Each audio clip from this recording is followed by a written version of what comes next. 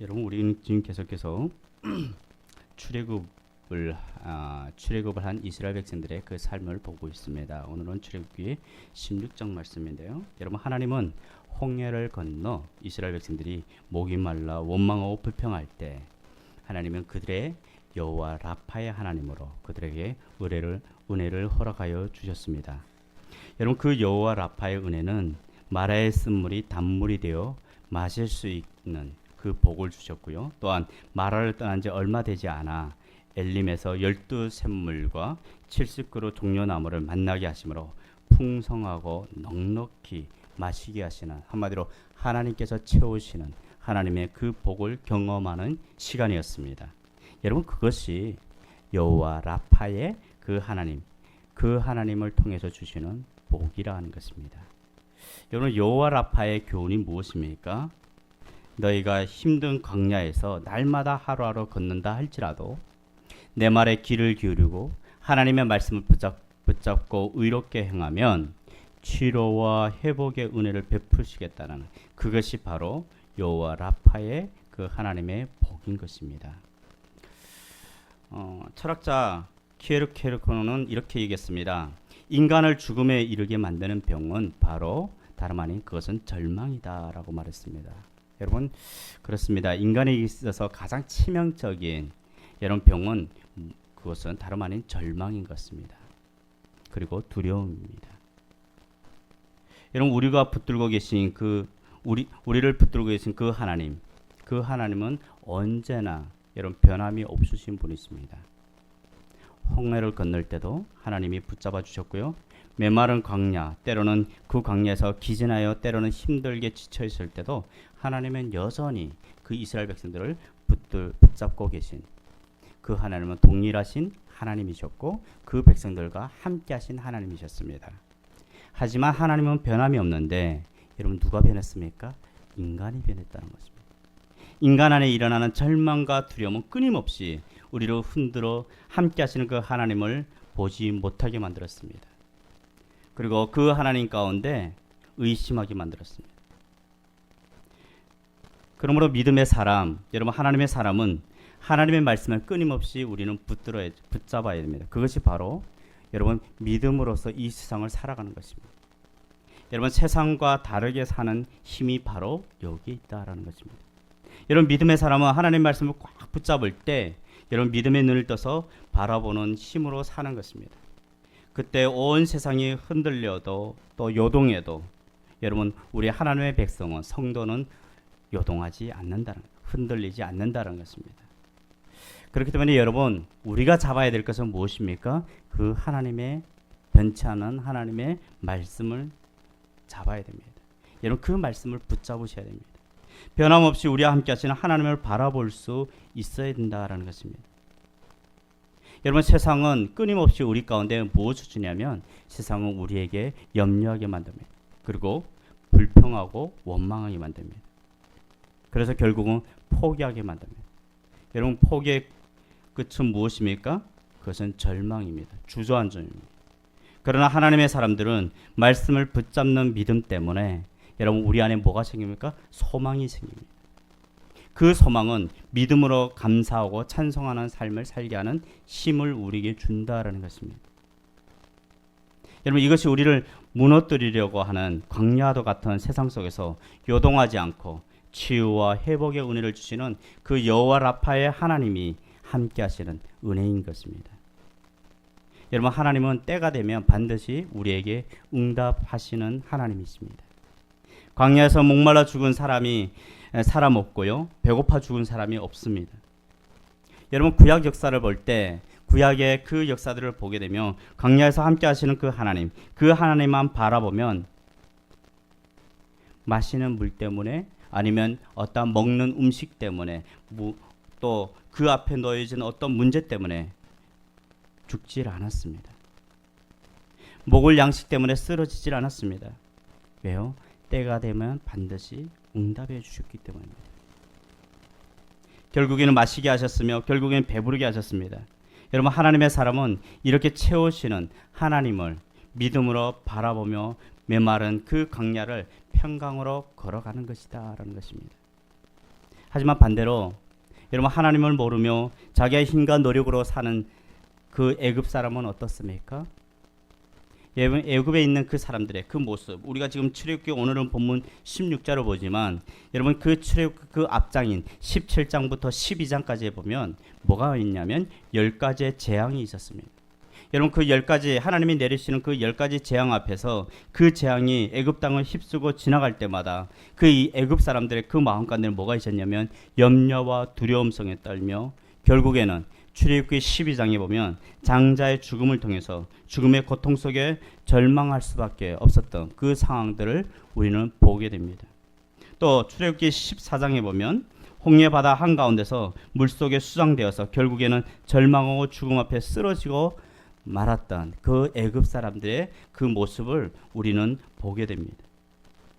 그렇지만 여러분 같은 상황이지만 같은 시대에 같은 그 시간을 살았던 그 사람들, 여러분 애굽 사람들은 그렇게 절망 가운데 있었고 두려움 가운데 있었지만 여러분 이스라엘 백성들은 달랐다라는 것입니다.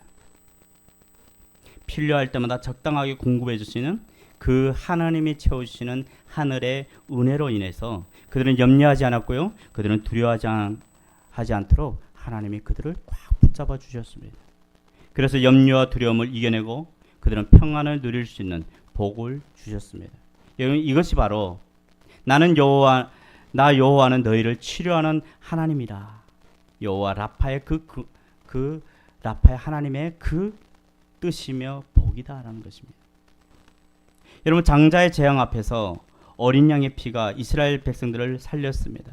사망과 절망의 홍해 바다 가운데서 하나님은 마른 땅을 건너고 찬송하게 그들을 만드셨습니다.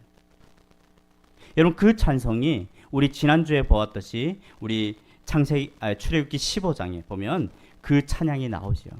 출애굽기 15장 1절부터 21절까지 보면 그 나오는 이스라엘 백성들의 노래를 우리는 지난주에 우리는 보았습니다. 그 찬양의 고백, 하나님 앞에 찬양하고 있는 그 이스라엘 백성들의 그 고백을 우리는 볼 수가 있습니다. 여러분 이제 홍해를 건너고 광야로 갔습니다. 광야에서도 하나님이 그들을 붙잡아 주십니다. 여러분 사람의 힘으로는 할 수 없습니다. 그래서 하나님의 힘으로만 살 수가 있는 것인데 그들은 그 하나님의 힘으로 살게 된다는 것입니다. 이는 필요할 때마다 물을 주셨습니다. 필요할 때 주린 배를 채워주셨습니다. 그 하나님의 채우심과 하나님의 힘으로 사는 것이, 여러분 하나님만 바라보고 살아야 되는 그것이 어디냐? 그것이 광야라는 것입니다. 그 하나님의 약속을 의지해서 이스라엘 백성들은 염려와 두려움을 이겨내야 하는 것입니다. 여러분 오늘 본문 4절 이하에서는 이제 마실 물을 주실 뿐만 아니라 줄인 배까지 채울 그 양식을 주시는 그 하나님의 은혜를 우리는 만나게 됩니다. 여러분 이스라엘 백성들은 지금 오늘 본문에 보면 그들이 애굽으로 나온 지 며칠이 되었냐면 45일쯤 되었습니다. 오늘 본문 16장 1절은 이렇게 말씀합니다. 16장 1절 보겠습니다. 이스라엘 자손의 온 회중이 엘림에서 떠나 엘림과 시내산 사이에 있는 신광야에 이르니 애굽에서 나온 지 둘째 달 15일이라. 둘째 달, 애굽에서 나온 지 둘째 달 15일이니까 45일쯤 되었다.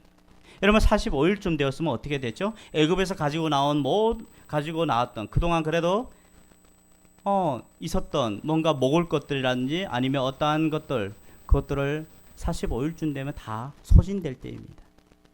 다 소진되었다는 거예요. 이제 배가 고파서 마실 때문에 아니라 배가 고파서 염려가 이르렀습니다. 그 앞에는 물이 없어서 목이 말라서 염려했는데 그래서 하나님이 채워주셨는데 지금은 뭐죠? 배가 고프다는 거예요.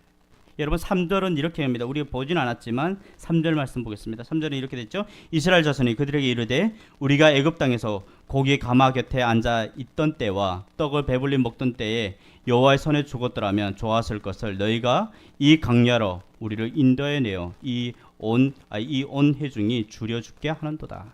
여러분 이스라엘 백성들이 지금 출애굽을 하여서 하나님의 은혜를 경험했습니다. 홍해 바다를 건넜고요. 또 마실 물을 마시게 하는 그 하나님의 은혜를 경험하는데 지금 3절에서 뭐죠? 배가 고프니까 무엇을 그리워하죠?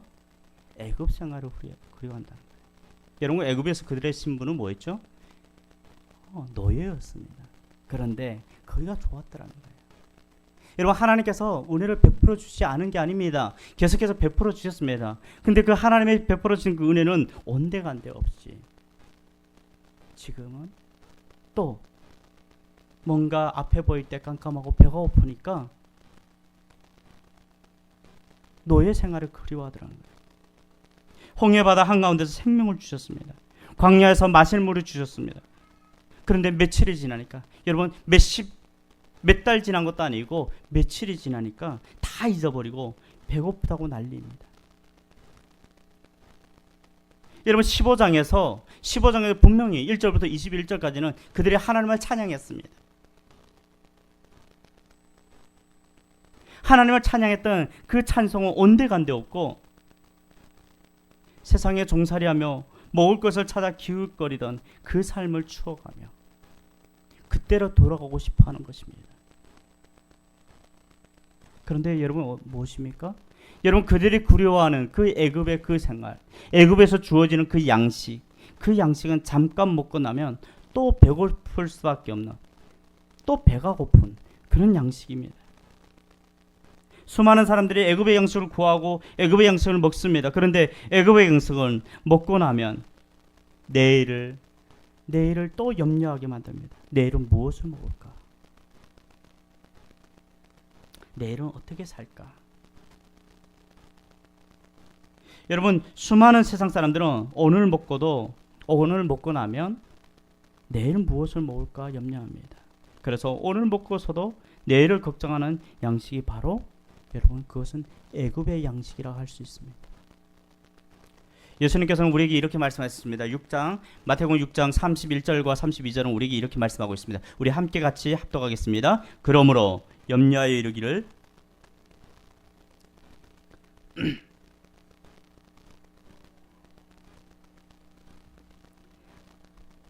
이 모든 것이 너에게 있어야 할 줄을 아시느니라.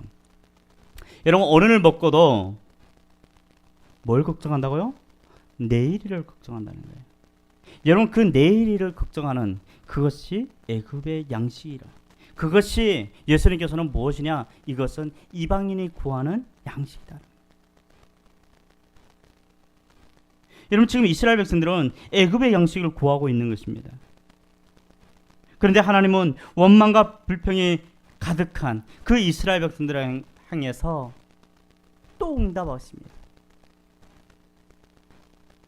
그래서 여러분, 하나님의 백성에게는 소망이 있는 것입니다. 여러분, 우리의 삶도 그렇지 않나요? 돌아보면 하나님의 은혜입니다. 하나님이 하셨습니다라고 고백하지만 또 얼마 지나지 않으면 우리는 뭐가 있죠? 내일이 걱정이 됩니다. 그리고 우리 앞에 조그마한 문제가 생기면 우리는 하나님을 찾기보다는 그 걱정에 사로잡혀 있습니다. 그런데 여러분, 그런 우리를 하나님은 항상 불쌍히 여기시고 사랑이 많으신 그 하나님은 우리 가운데 또 응답해 주신다는 거예요. 또 손 내밀어 주신다는 거예요. 우리를 붙잡아 주시는, 그렇기 때문에 우리에게 소망이 있는 것입니다. 여러분, 오늘 예배를 드리시는 이 자리 가운데 여러분, 하나님의 말씀이 임하기를 축복합니다.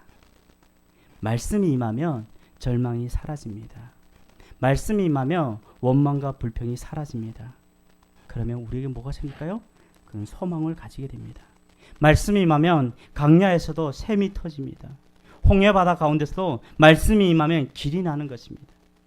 하나님께서 원망하는 이스라엘 백성들에게 모세를 통해서 말씀하십니다. 오늘 4절 말씀입니다. 4절에 뭐라고 되어 있죠? 그때에 여호와께서 모세에게 이르시되 보라, 내가 너희를 위하여 하늘에서 양식을 비같이 내리니 백성이 나가서 일용할 것을 날마다 거둘 것이라. 이같이 하여 그들이 내 율법을 준행하나 아니하나 내가 시험하리라. 아멘. 여러분, 오늘 이 말씀을 좀 주목해 봤으면 좋겠습니다. 양식을 어떻게 내리신다고요? 비같이 내리시되. 하늘에서부터 양식을 비같이 내려주신다는 거예요. 여러분, 이것은 수고하여 땅에서 거두는 애굽의 양식과는 정반대의 양식입니다. 땅에서 거두는 양식이 아니라 하늘에서 비같이 내리는, 하나님이 내려주시는 양식이라는 거예요. 여러분, 이 양식은 날마다 우리가 거둬야 되는 하늘의 양식입니다. 여러분, 하나님의 백성은 하늘을 통해서 날마다 먹이시는 하나님을 의지해 살아가면서, 그래서 오늘도 우리는 그 하나님께 감사하며 내일을 염려하지 않고 우리를 인도하신 그 하나님의 인도 가운데 우리는 살아가야 되는 것입니다. 여러분, 이것이 바로 세상의 양식을 먹는 자와 하늘의 양식을 먹는 자와의 차이입니다. 여러분, 그렇기 때문에 이제 날마다 먹이시는 그 하나님을 믿는다면 내일 뭐 먹지? 그런 염려를 하면서 쓸데없이 내일을 염려하거나 불필요하게 쌓는 인생을 우리는 중단하며, 여러분, 날마다 그 하나님께서 우리 가운데 베풀어 주실 그 은혜를 기대하며 그 하나님과 동행하는 삶을 살아가야 될 것입니다. 여러분, 다시 한번 오늘 본문 4절 말씀을 다시 한번 보십시오. 하늘에서 양식을 비같이 내리신다. 하늘에서 비같이. 여러분, 이 양식은 애굽의 양식하고는 정반대되는 그런 양식입니다. 여러분, 애굽의 양식은 어떻습니까? 이 양식을 구하기 위해서 사람들이 노력을 해야 됩니다. 땅에 물을 붓습니다. 사람이 노력해서 땅에 물을 붓고 내가 거둡니다. 그런데 하늘의 양식은 어떻죠? 비같이 내린다. 비같이. 여러분, 성경에서 종종 성경은 우리에게 비를 많이 말을 해줄 때 있습니다. 여러분, 성경에서 말하는 이 비는 무엇을 상징할까요? 사람이 수고하지 않아도 하나님이 은혜를 주셔서 거저 주시는, 값없이 주시는 그 하나님의 은혜를 상징합니다. 여러분, 이것이 바로 세상의 양식과 하늘에서 내려지는 그 비 같은 양식의 차이라는 것이죠. 하늘에서 내리는 양식은 먹고 나면 내가 수고해서 얻은 것이 아니라는 그 사실을 깨닫고 고백하게 됩니다. 그래서 주님이 하셨습니다. 주님이 하셨습니다라고. 그래서 이 양식을 먹고 나면 하나님이 주셨습니다라고 고백할 수밖에 없도록 만드는 양식이 하늘에서 비같이 내려지는 양식입니다. 여러분, 우리는 세상에서 수고하고 땀 흘리시겠지만 먹이시는 분은 하나님이시라는 걸 잊지 말고 그 하나님을 의지하며 그 하나님을 붙잡으시기를 주님으로 축복합니다. 하나님의 은혜가 있어야 됩니다. 하나님의 은혜가 있어야 된다는 것이죠. 제가 아는 목사님이 계십니다. 참 제가 좋아합니다. 그래서 자주 저도 한번 찾아뵙고 제가 조언을 구하기도 하고 이런 분인데요. 근데 이분한테 딸이 3명입니다. 부럽습니다. 저한테도 딸이 1명 있었으면 하는데 딸이 3명이나 있습니다. 그런데요, 그 딸들이 요즘 다 결혼할 나이들이 됐죠. 그런데 그분하고 이렇게 얘기하다 보면 그분은 이런 얘기합니다. 본인은 어릴 때부터 아이들에게 용돈을 줄 때, 용돈을 주잖아요. 뭐 용돈은 1,000원, 뭐 몇백 원 이렇게 줄 때도 꼭 하는 얘기 있답니다. 이거는 아빠가 주는 것이 아니라 하나님이 아빠를 통해서 너에게 주는 거야. 어떠한 선물을 사서도 이거는 아빠 엄마가 주는 게 아니고 하나님이 아빠 엄마를 통해서 너에게 주는 거야. 그러면 주어는 누가 되죠? 하나님인 거예요. 이 아이는 무엇을 보게 됩니까? 그 선물을 하나 통해서도 하나님을 알게 되는 거예요. 하나님을 알게 되는 거예요.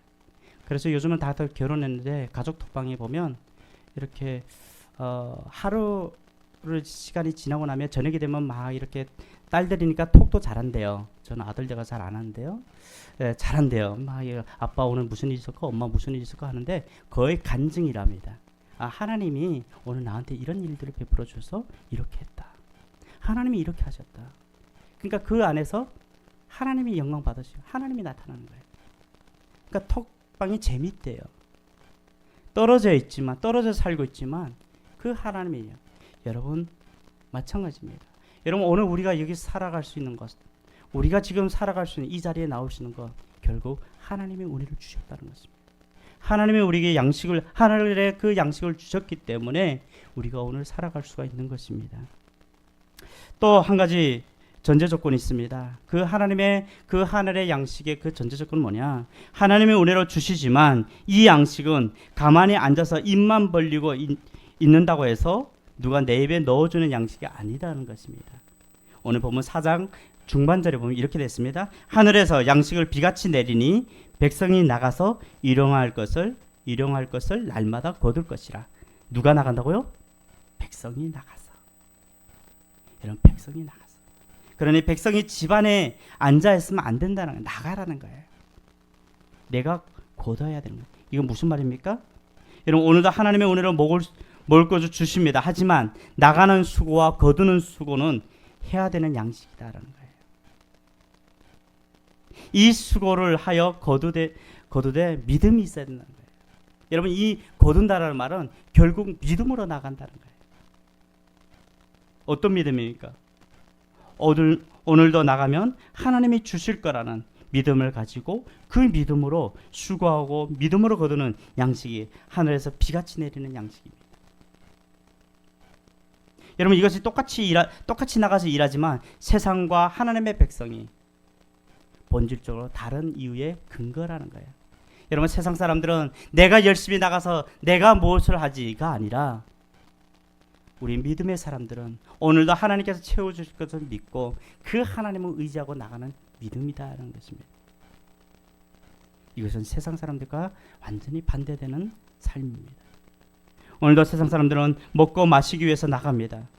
우리도 나가야 합니다. 하지만 세상 사람들은 내가 수고해서 내가 거둔 내 힘으로 거둔 것이라고 생각합니다. 때로는 운이 좋아서 오늘 하루 먹고 살았다라고 생각합니다. 그러나 하나님의 백성은 비록 나가며 거두는 수고는 내가 하지만 주시는 분이 누구라고요?